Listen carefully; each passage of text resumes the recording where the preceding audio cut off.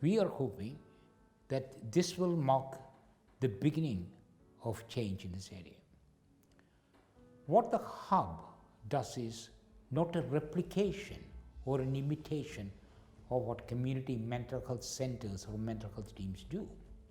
What we are proposing is an entirely different arrangement.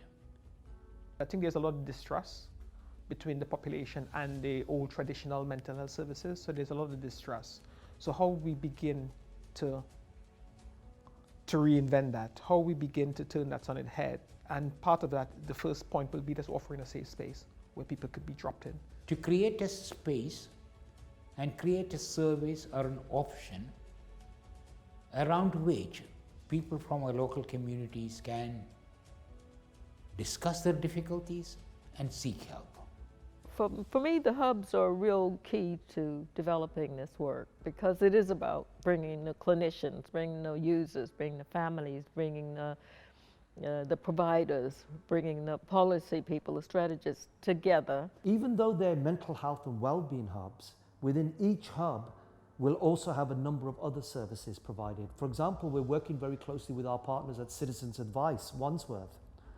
So it might be a housing problem, there might be red letters coming through the door, there might be bills to pay. We know that debt and mental health has a very close link and relationship. A lot of people find the opportunity to speak to a stranger can be really helpful, because if they tell a close family friend or the family member will worry about them, and they don't want them to, they just want to be able to say, look, you know what, this is how I'm thinking, or this is how I'm feeling.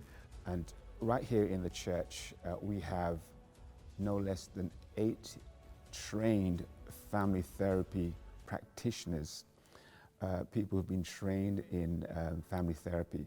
And they will be a part of the counselling programs that we run here. What we've also got to make sure is that the services offered here are good and safe, and they're as clinically excellent as if they went to the hospital. We're not trying to develop a second-class service in a community. We're trying to develop a first-class service.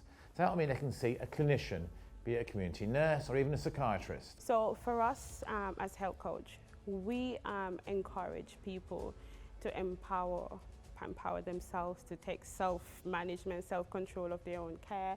So most of what we were working with people who we're looking after, help them to look after their mind and their body.